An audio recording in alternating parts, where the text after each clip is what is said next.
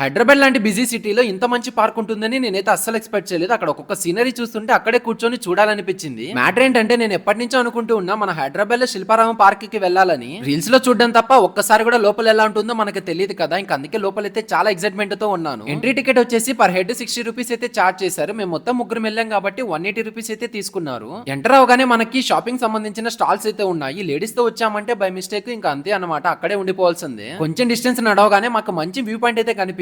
ఈ బెంచ్ పై నుంచి కూర్చొని చూస్తుంటే మనకైతే ఎదురుగా ఉన్న బోట్ సీన్స్ అయితే కనిపించాయి. బోటింగ్ కి 40 రూపీస్ అయితే చార్జ్ చేస్తున్నారు, కానీ మా అందరికి ఇంట్రెస్ట్ లేదన్నమాట. ఇంకా అందుకే మేము బెంచ్ పైన కూర్చొని వ్యూ అయితే ఎంజాయ్ చేస్తున్నాం. మా ఫ్రెండ్స్ ఇంతమంది మధ్యలో ఒకసారి రీల్ ఎలా తీస్తున్నారో చూడండి. వాడైతే దాంకొని కెమెరా పెడుతుంటే వీడు ఏందో యాక్టింగ్ అయితే చేస్తున్నాడు. నాకైతే నవ్వు వస్తుంది ఇలా చూస్తుంటే. ఇప్పటి వరకు క్లైమేట్ అయితే నార్మల్ గా ఉండేది, సడన్ గా మబ్బులు వచ్చి వర్షం పడడం అయితే స్టార్ట్ అయిపోయింది అనమాట. క్లైమేట్ అయితే ఇప్పుడు చూడడానికి అయితే చాలా బాగుంది. వర్షంలో పార్క్ మొత్తం చూద్దామని వస్తే ఇక్కడ రాధాకృష్ణ స్టాచ్యూస్ అయితే కనిపించాయి. లిటరలీ నా మైండ్ లోంచి అస్సలు పోవట్లేదు, అంత అద్భుతంగా ఉన్నాయి. ఈ టెన్షన్స్, ఈ వర్క్, ఈ గొడవలన్నీ పక్కన పెట్టి ఒక్కసారి పార్క్ వచ్చామంటే చాలా పీస్ఫుల్ గా ఉంటుంది. ఎందుకంటే నేచర్ కి అంత దగ్గరగా ఉంటుంది. దానితో పాటు మన విలేజ్ లైఫ్ కూడా గుర్తుకొస్తుంది. ఎందుకంటే ఇక్కడ ఒక విలేజ్ స్ట్రీట్ అయితే ఉంటుంది. ఇక్కడ అన్ని హౌసెస్ మొత్తం విలేజ్ లాగే ఉంటాయి. నేనైతే అన్ని టెన్షన్స్ పక్కన పెట్టి లిటరలీ 4 అవర్స్ పైన ఇదే పార్క్ లో టైం అయితే స్పెండ్ చేశాను. ఇంకా తిరిగి రూమ్ కి అయితే వెళ్ళిపోతున్నా. Thank you so much for watching. Okay then bye.